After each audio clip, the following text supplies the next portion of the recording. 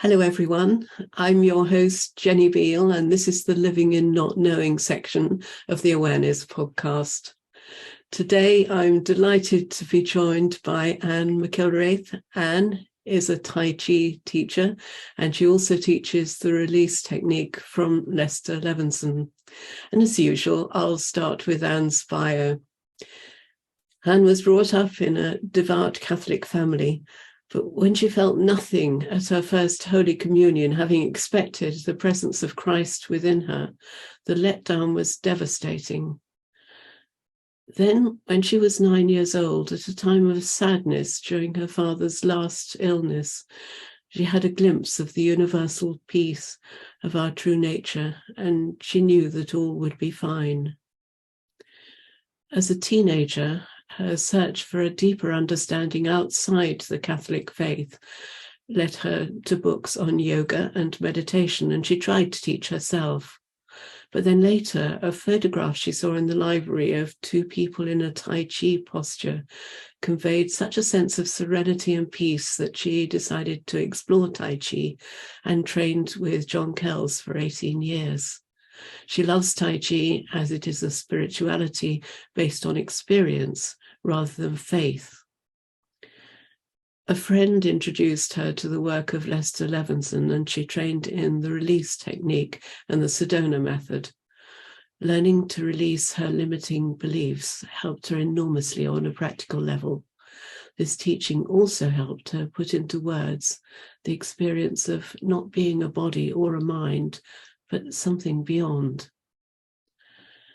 During the COVID pandemic, she came across Francis Lucille on YouTube.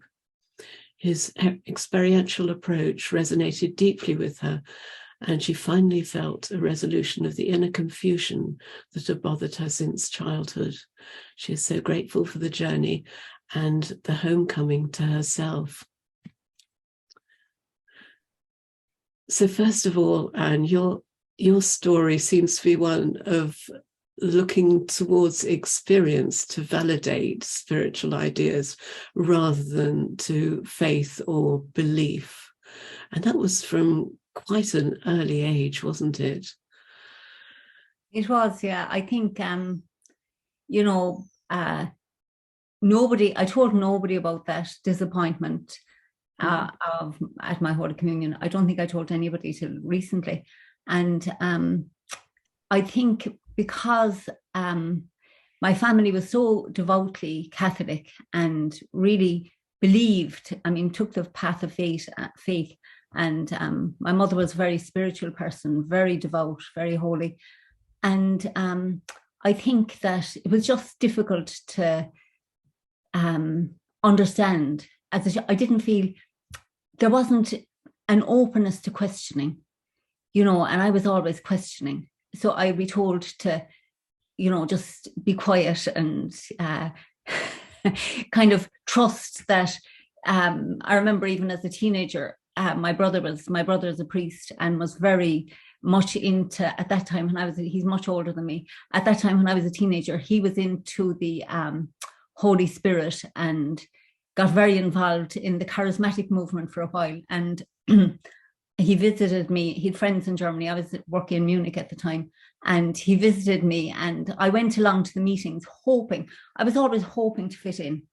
So I went along to those meetings hoping that maybe somehow the Holy Spirit would come in and because they were all some people were in trances and had all sorts of experiences, but it did nothing for me, and speaking in tongues did nothing for me. So I did try. I was always trying to fit into the mold, and it just wasn't working. So it took a long time to accept that about myself, that I just wasn't going to fit into that. Especially because I think if they hadn't been so genuine and so sincere, it might have been easier.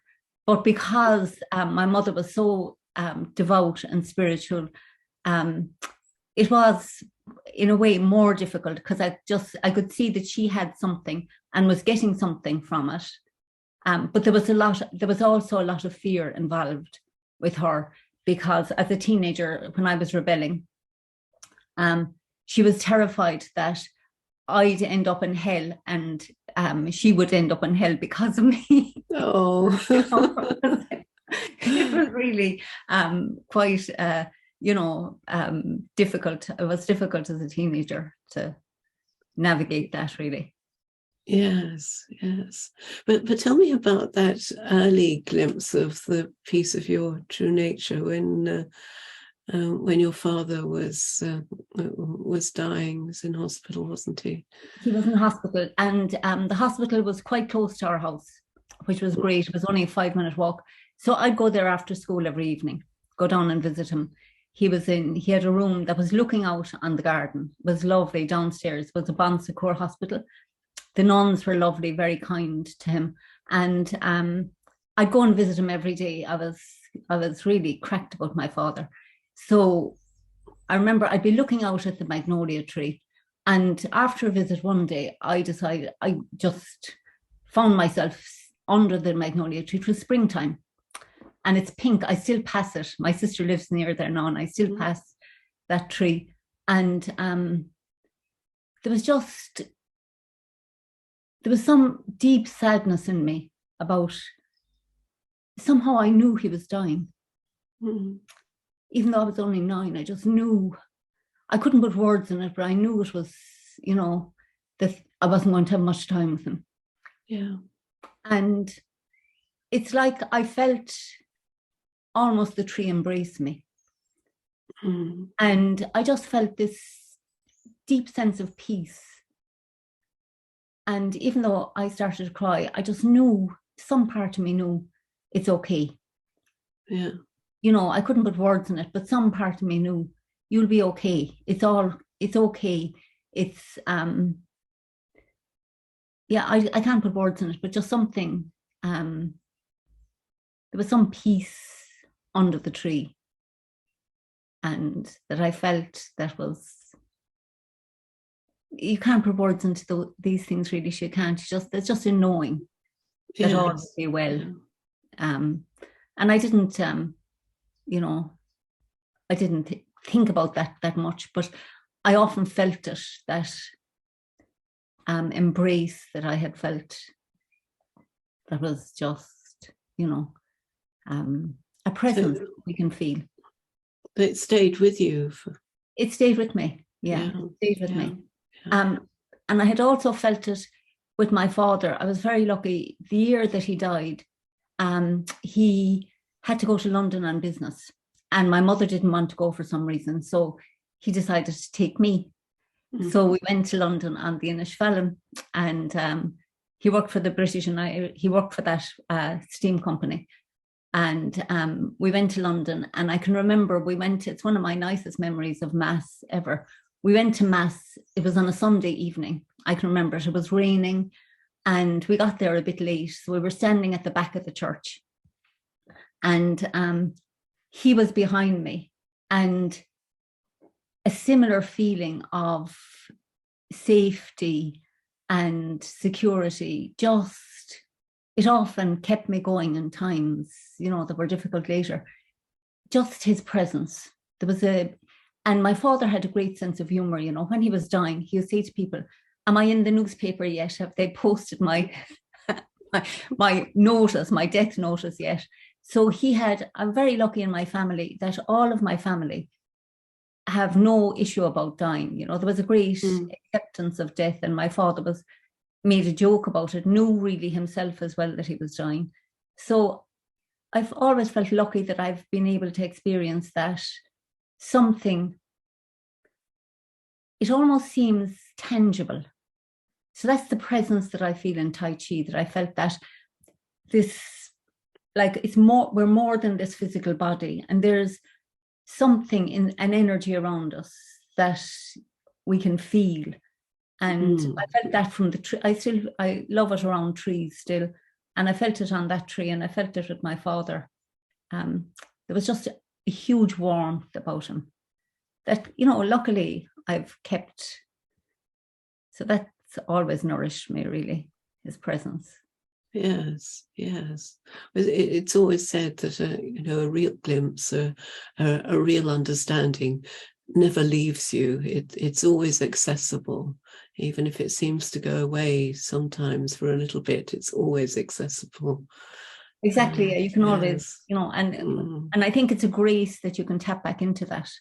Yes. You know, sometimes it just, and one of the great things about exploring Tai Chi and exploring with Francis and with Hale Ruskin has been a huge influence in my life as well, is that when we go into those deep explorations, those subtle sensations come back, and it gets clearer to us what, you know, on, not that we can ever understand exactly, but we can feel it again, you know. And every time you go back into that feeling, I can feel that presence of my father around me when I talk about it. I just, you know, because there's something funny about time, is that it doesn't exist on those levels.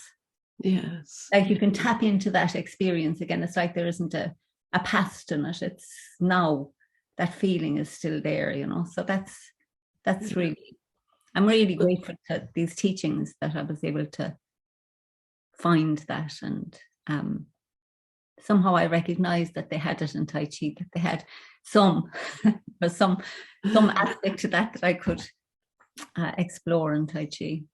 Yes, I remember at Francis Lucille's retreat in Barcelona, and just catching sight of you leading a sort of impromptu Tai Chi class, and I was just entranced by the beauty and the fluidity of the movement. And then, you know, when you taught me a few movements, there was this wonderful feeling of effortlessness, inner silence, expansion.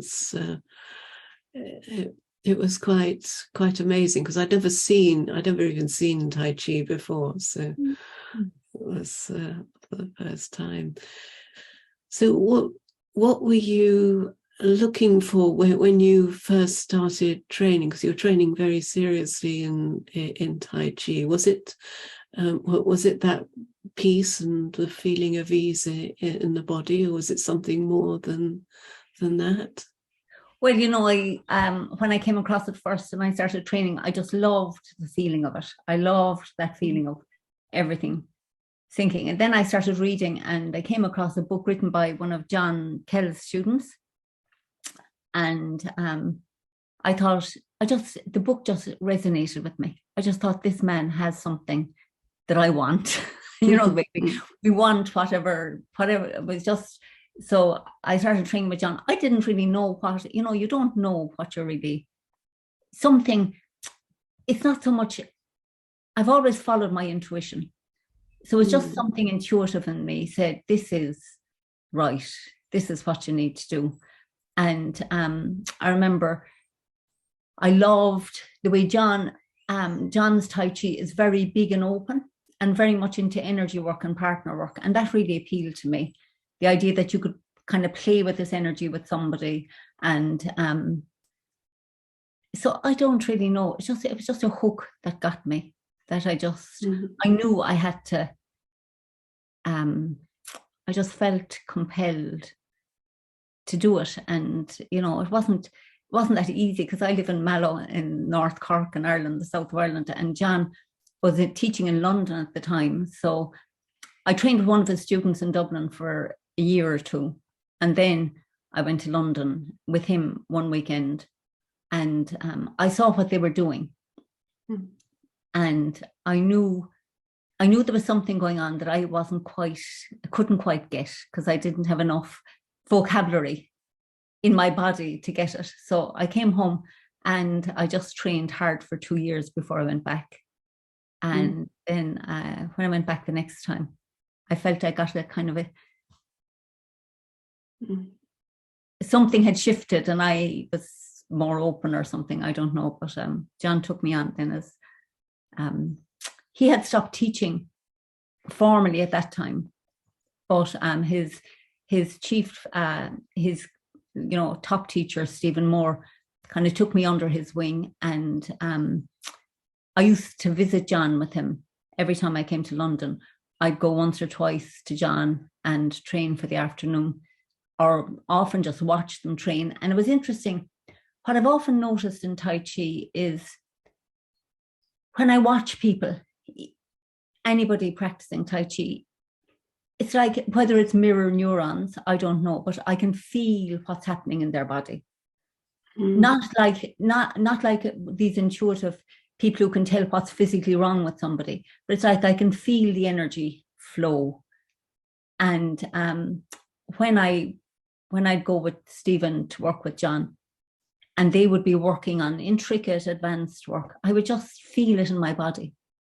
So it's like I picked it up by resonance or something. And it was an amazing years of over and back to John and Stephen, and just just fell in love with the whole process, and with them, and with London, and it was just fabulous. Yeah. And not easy always, a lot of heart involved as well, but at the same time there was just something that some thread I had to follow. Yes, I mean I guess your mother was perhaps not too thrilled about that. No, being Catholic, it's not. Yeah, she never came to terms. Well, when she was in her 70s, a few years before she died, she had a very serious operation where they had to take out a lot of her stomach, and she had a near-death experience during that. And in that experience, she spoke to us afterwards about meeting Jesus, and that he took her. My brother is a priest, he's a missioner, works in the Fiji Islands, and she said that Jesus took her to the islands and showed her where my brother was working, and that he was happy with what he was doing, and that all was kind of well. And after that experience, she was different. She was more spiritual, she'd never been, she still had a little touch of the fear. Her gospel that she used to always be worried about was the 10 virgins who some of them hadn't their oil lamps. Yes. They were worried that the oil lamps wouldn't be, and my mother had that fear that she'd be found not ready, that she wouldn't have been. But that was easier after that experience. And when she was dying in hospital, I knew she was dying. I always have a sense of people. So she went to hospital, and I called my brother. I said, Mommy hasn't got long. So he came home, and she lived for about a month. But while she was in hospital, she'd often ask me to do some work on her. So she would say to me, you have healing in your hands, and she said, I should have listened to you sooner and worked on my diet and stuff like that. Beautiful. So there was a recognition, but I couldn't tell her that I didn't go to mass. That would have broken her heart. So that was there was an openness which had developed. It was more. There was definitely a healing there, and a bit more of an acceptance of what I was doing. Yes, yeah. It's interesting that your initial focus was, in fact, the focus for your whole life has been very much on the body, hasn't it? Rather than the mind. And why do you think that was? Because Catholicism is not really about the body, is it?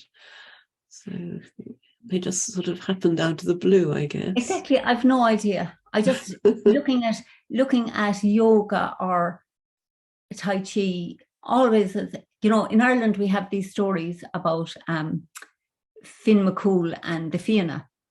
So these are mythical characters, and they had stories as I was a child, they'd read stories about how these warriors could run through the woods without breaking, without cracking a branch, that they would travel so light on their feet.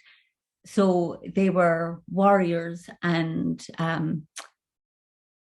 body people. And it just like Tai Chi, martial arts, just appealed.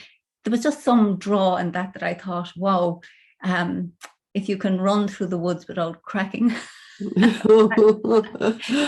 they were Yeah. magical stories about Finn McCool, and it just did something for me as a child. And I think that's partly what appealed to me about martial arts, that there was this ability to, in some sense, transcend the body by inhabiting it. Yeah. And I don't know. I mean, I did study science in college. I thought maybe I'd find the truth, and I quickly realized that science was not about the truth. No. What it was about, all sorts of symbols. I think maybe I often look back and think maybe I should have done philosophy or something, but we end up in it. Now I'm glad I studied science, because I can I appreciate Francis's scientific approach. Yes. So I think there's a mixture. But I do think, for some reason, the body always struck me as a, I think we have a body for a reason. We're not just spirits, and we have this body, and the body can teach us so much, where we hold it, how we hold it. And it is, so who knows? Just yes. mystery. So I was the opposite, really. I was always very intellectually mind focused, and tended to ignore the body. But when I came to the direct path, I suddenly realized there's this whole realm of experience, there's this whole realm of understanding that can teach me something which I have not explored at all in all of my spiritual studies, spiritual reading, all of the glimpses I've had, I've come to through the mind. But there was this completely new realm for me. I wondered, sorry not to interrupt you, but I was listening to your podcast, and I was really taken with your story about the whirling dervishes, that you did that. Now that is not a mental activity. No, that wasn't mental. I didn't, the whirling dervishes was strange, because for me it didn't feel like the body was doing anything at all. It was very much the love and the mental stillness, and it was almost using the body and the energy of the body to get to that love and stillness, rather than any kind of exploration of the body itself. Yeah. Well, in a way, that's similar to, like, in Tai Chi, most people are just no, I don't know who's most people, but it's a physical activity. But like, what struck me when I was listening to your podcast was, in a way, because when I heard, my feeling about you talking about that was the movement took you beyond your body in a way, and beyond your mind. Yes. So Tai Chi is similar. Like, those physical disciplines are often similar in that somehow they quiet the mind, and it's not like it's your body as such. I can't explain that. Yes. There's something moves, but it doesn't feel as physical. Yes, the physicality disappears. Absolutely. Yeah.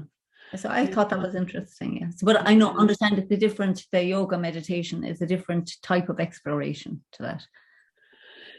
Yes, it can be. Though Ellen Emmett does a lot of movement, so not just yoga postures, but actual movement and free movement. And certainly when I watched your Tai Chi class, that very much reminded me of going to some of Ellen's yoga retreats.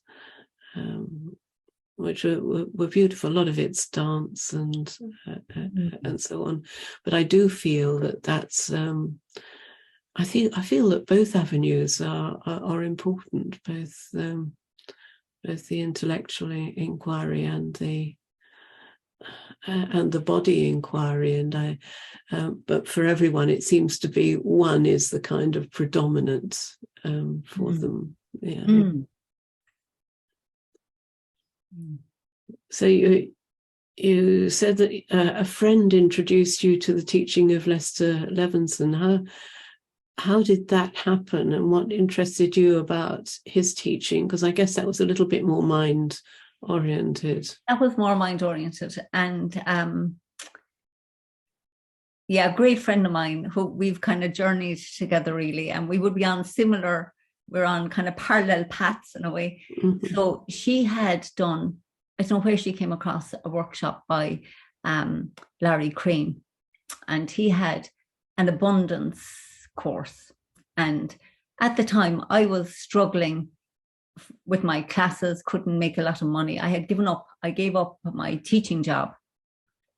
And so my husband was the sole provider, and I was struggling to fund my trips to London and to, because we had just one salary. And so she had come across this abundance course by Lester Levinson, or by Larry Crane, a student of Lester Levinson's. And she said to me, will we buy this, And I said, okay. And we used all the money. Like I used all my whatever spare I had to buy it. And it was a course on releasing your limiting beliefs around money and abundance. And that was my introduction. And of course, there was a lot more to it than just talking about money, but it really helped me financially. It just cleared out a lot of my limiting beliefs. And I thought, wow, there's something in this. So I went to a weekend. Money came my way, which I hadn't had. And I was able to go and train to America, which was just amazing, and train with Larry Crane. And I just, I started off trying to sort out my finances. But as we went deeper into the work, it was more spiritual. But I found Larry Crane's teaching was very much all financial. And whereas I liked that, I knew there was more to it. And then I found Hale Dwoskin, who was a much bigger picture and more spiritual. And that I spent years doing his retreats in Sedona, which was just, stunningly beautiful as well. Mm-hmm.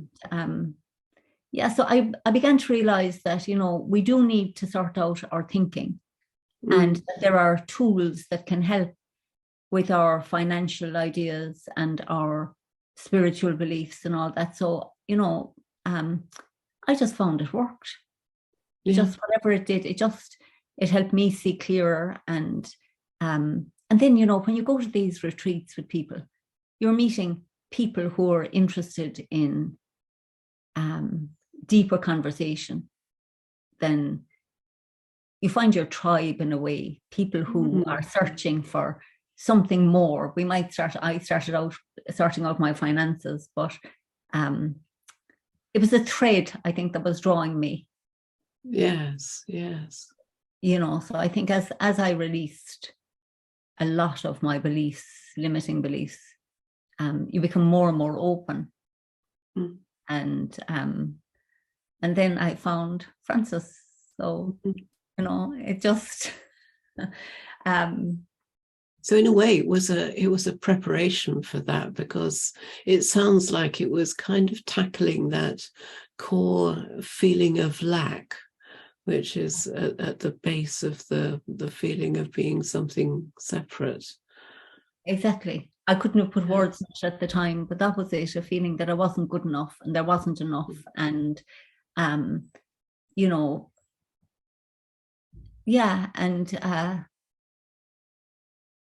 just an interest, just in you look back and you can see how things were lined up.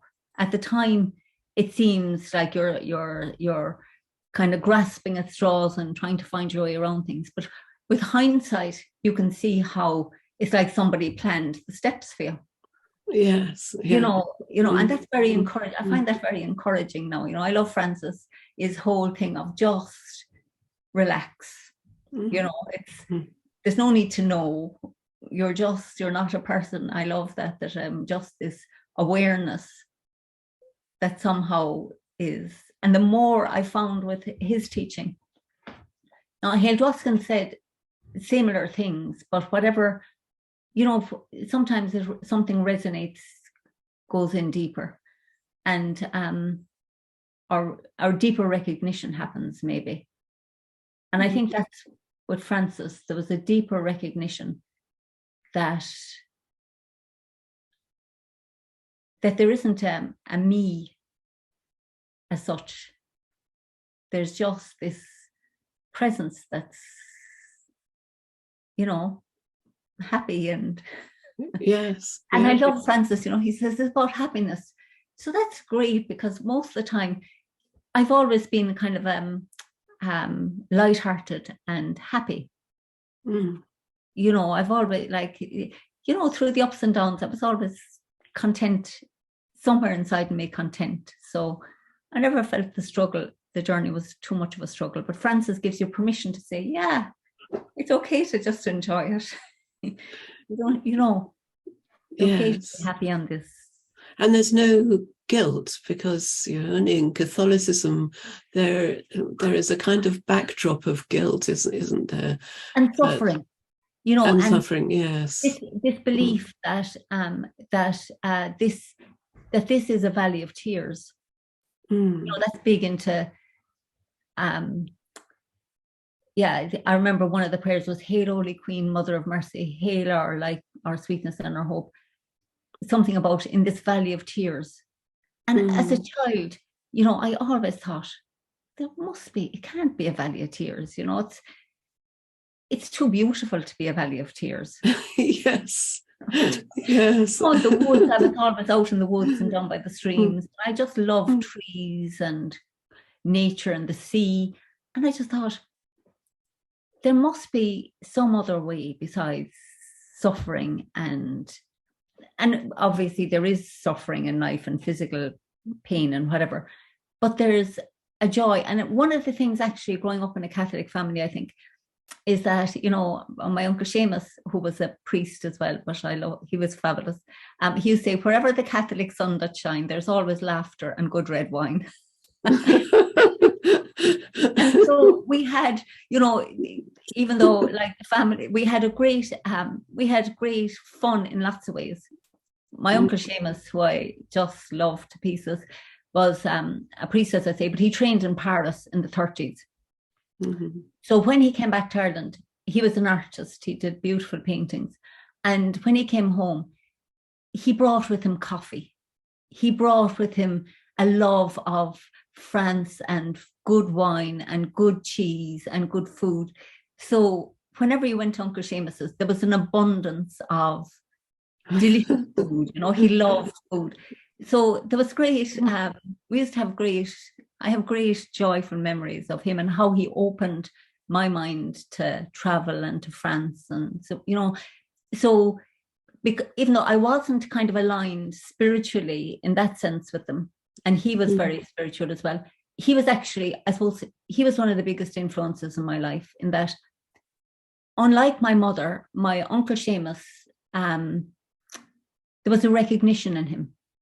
We spent a lot of time together. I spent a lot of time with him, and we would be in silence. He loved gardening and he loved painting, and we could just spend time together without, and anything I ever wanted to do, he said yes.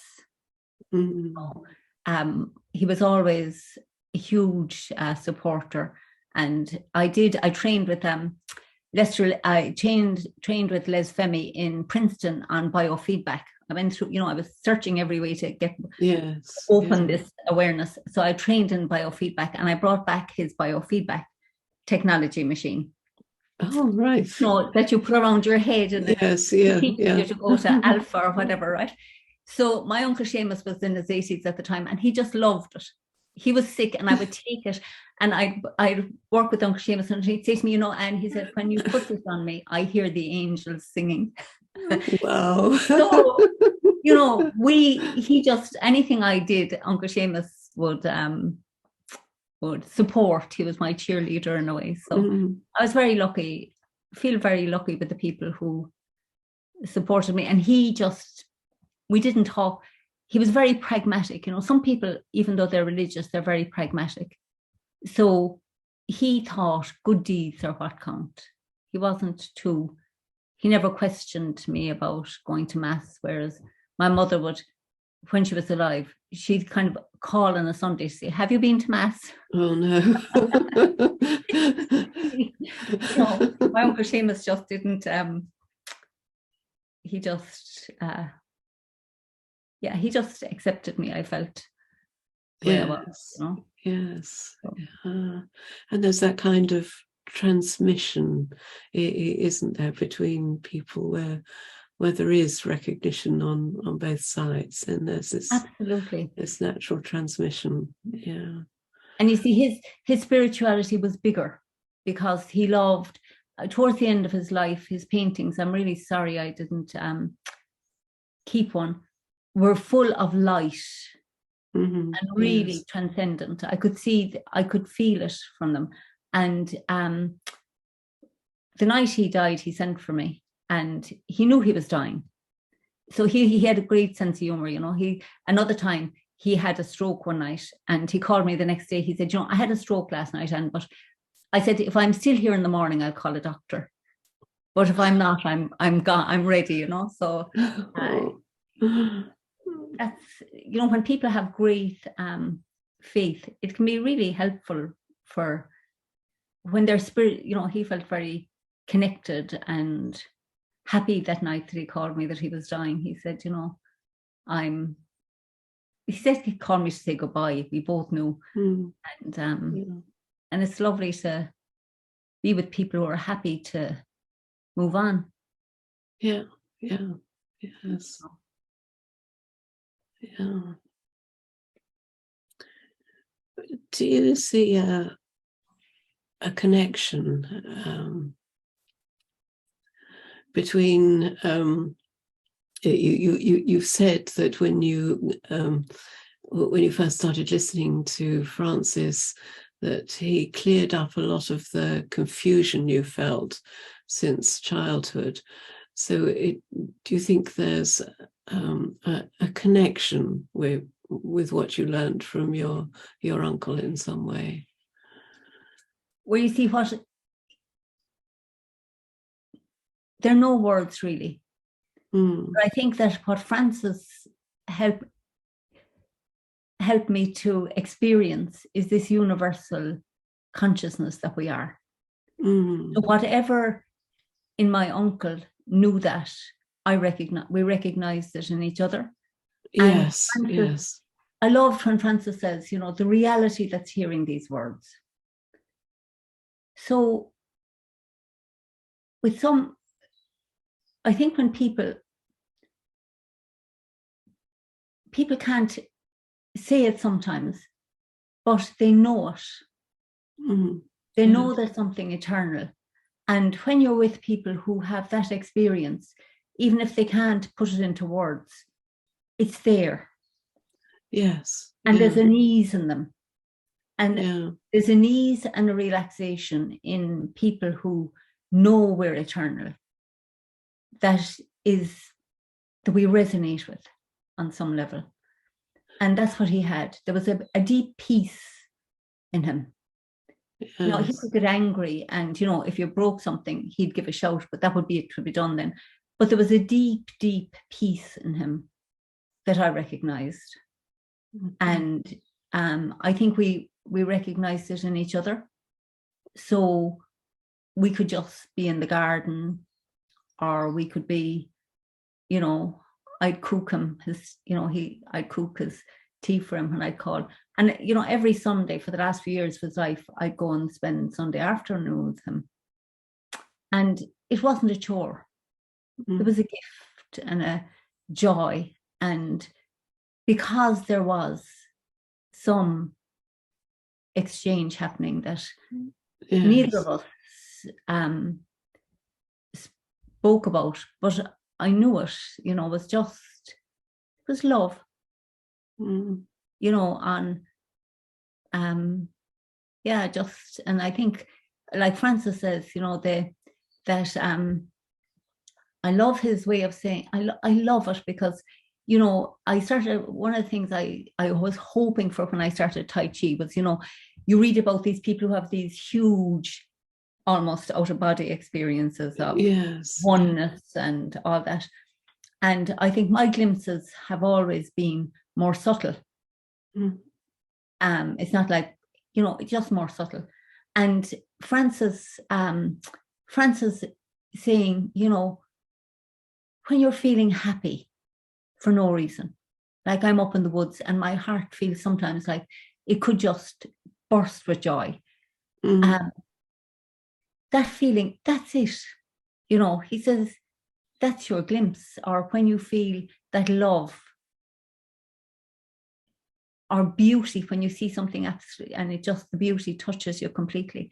That's it. And I love that it's, with Francis, it's simple and direct. So the meditation is, whatever is happening is it. I don't have to get anywhere. You know, I don't have to have this huge experience. This is it. And, you know, and that's, yeah, and you can't explain why. I love listening to the man. I just, you know, I find his sense of humor great. And you do get glimpses. Like, I was listening to one of his meditations the other day. I've listened to it quite a few times, actually. And in it, he talks about the movie theater and that you're watching, he said, you're watching a movie, but you're not in the movie. And like, we're in this movie of life is happening in us, you know, so it's like, that's so liberating, isn't it? Yes. When you feel that it's just all happening in me as awareness, not me as this limited body mind, but me as awareness. It's just, that's just hugely freeing. I find since I started since the retreat and since listening to Francis, I'm much more open in my class about what I feel is going on. Like, I'm not as, it's like I've come out about feeling, you know, this sense of not having having boundaries in the body.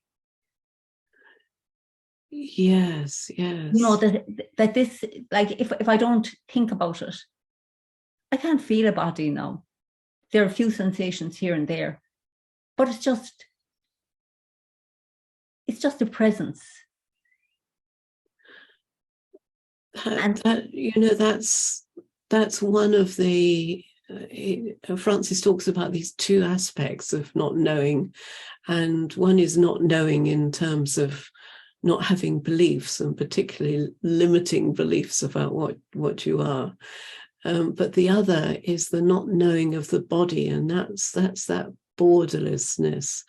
And I have that intuition that I know that Francis doesn't do any of the sort of physical kind of yoga anymore, but Ellen does. But I have a feeling that Tai Chi is another route to discovery of that borderlessness. Do you agree with that? Absolutely, because in Tai Chi, your arms just float. So, and you know, in Tai Chi, we start off, they say, like wood. So because our movements are more staccato to begin with, so that's more wooden. And I remember that's one of the things that appealed to me. They say, first of all, you're like wood, and then you become more like water. So your body flows. So you've opened up those blockages in the body, so the body can be more fluid. And eventually, we're supposed to be like air. So the air to me feels like that transparency. Yes. Like there's no, and it's since I've started with Francis, I'm much more, that's much more real to me. It's always been coming and going. And what's beautiful, you see, one of the things that I love about Tai Chi is you do it I love it with a group. I prefer to practice with the people I train, with classes and that sort of thing. Because when people start moving together, there's a feeling like we're a shoal of fish moving in, and you're just somehow, and there are easy ways to get to people to feel that there's something that's connecting us, some strings that are connecting us together. And that's a great way of coming out of yourself. They say in Tai Chi, forget yourself and follow the other.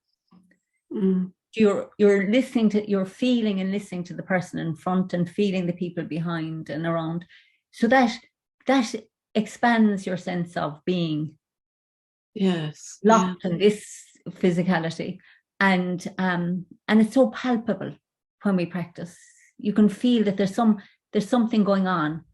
And I just think, that's just beautiful. I love that.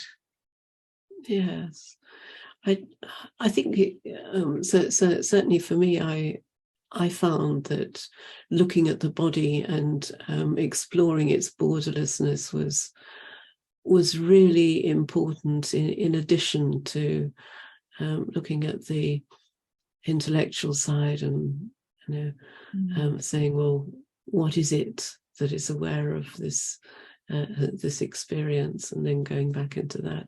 It's the two are beautiful counterparts to each other, aren't they? And so that was the sort of thing I was doing with Ellen, but I feel it's equally possible to do in Tai Chi. Is that something that you think you'll bring a bit more into your classes? I think it's been there. It's been, when I teach, for me, Tai Chi became a method of self-exploration. So when I trained with Les Femi in the States on his biofeedback, the biofeedback was interesting, but the more interesting thing about Les Femi, and what stayed with me always, was he had exercises in what he called open focus. So he was and we did a lot of exploration of space.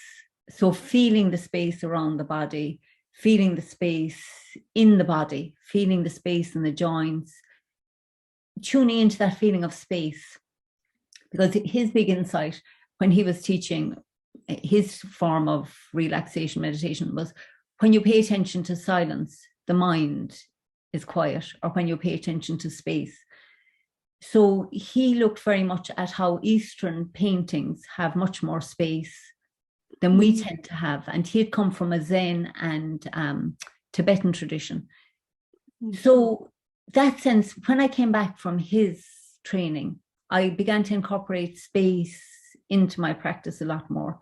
So I always invite people to feel the space inside and around the body. And that's very much related to this non-dual experience. So what Les did a lot of work with me at the time, I used to have a very nervous stomach, and he did a lot of showed me how to look at the space, how to kind of pay attention to the space in and around that trauma, that anxiety. And so the exploration of the body, I thought, was really important, because we hold so much in our bodies. I loved that about Francis. It's one of the things that resonated, because even though I found great support in Hale Dwoskin, and his is very much mind. He does some body, but very little. But I resonated really clearly with what Francis, in the meditations, when he has you just even notice, to me, places in the body, the sensations, and almost allow them to,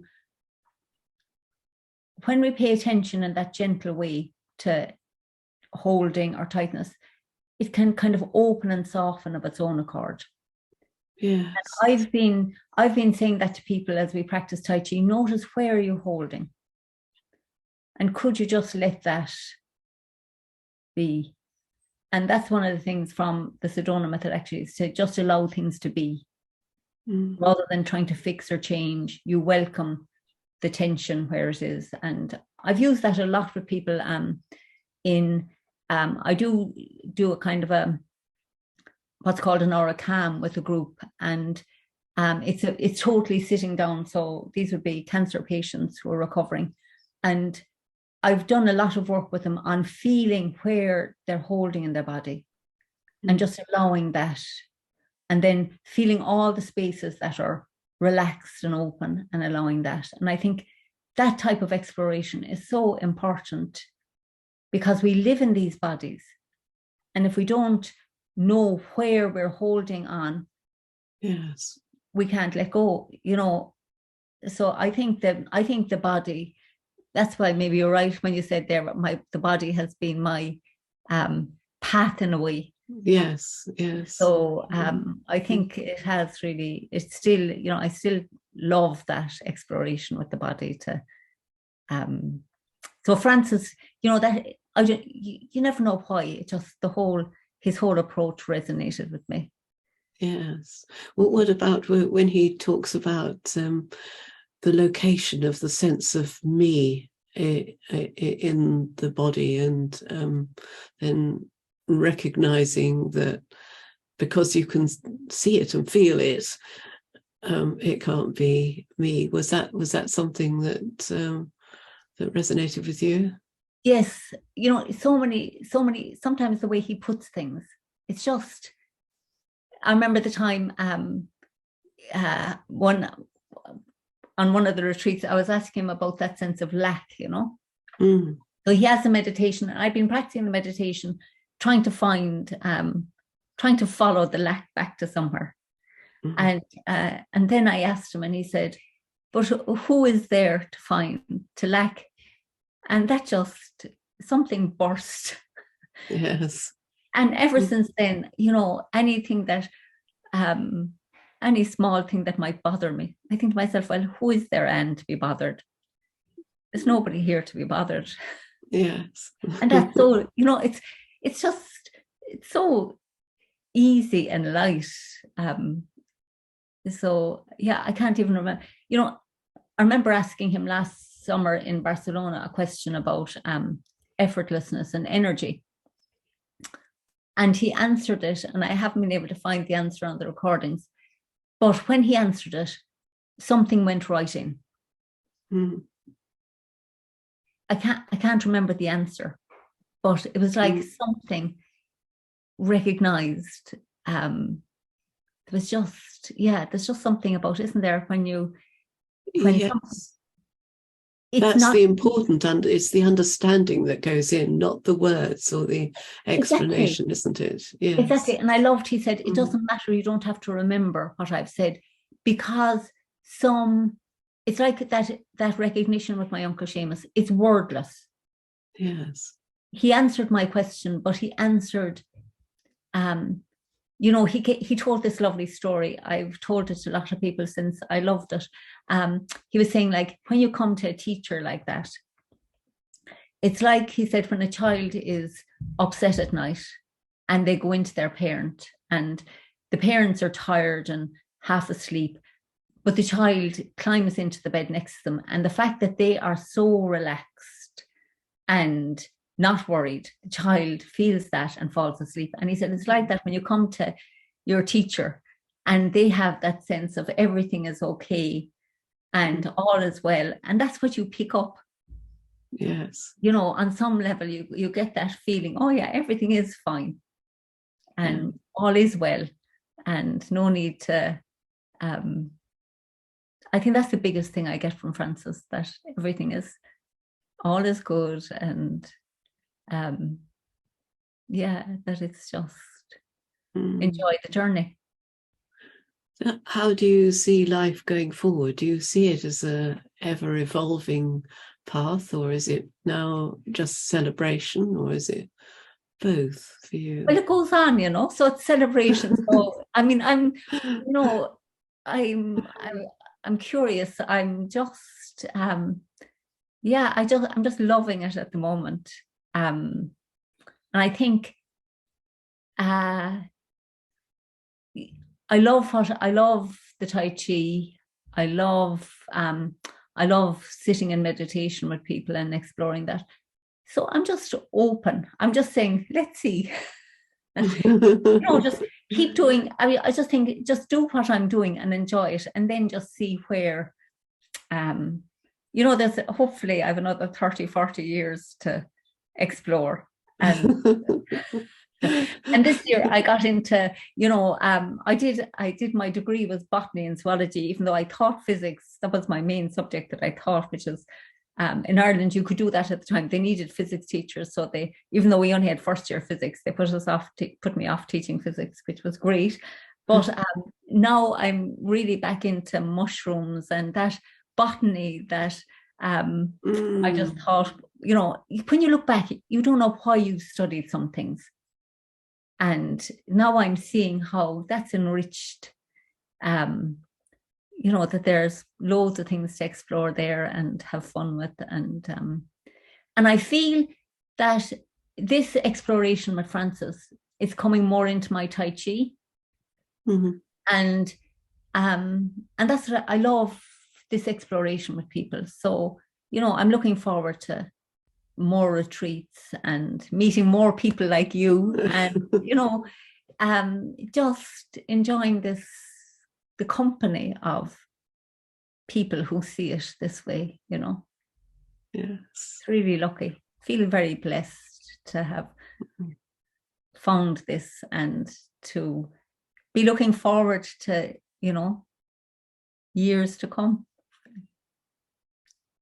Well, perhaps that's a good place to stop. We'll put a link to your website on the podcast page. So thank you, Anne. It's been delightful talking with you, and thank you all for listening. Thanks so much. I really enjoyed it. Lots of love from Mallow.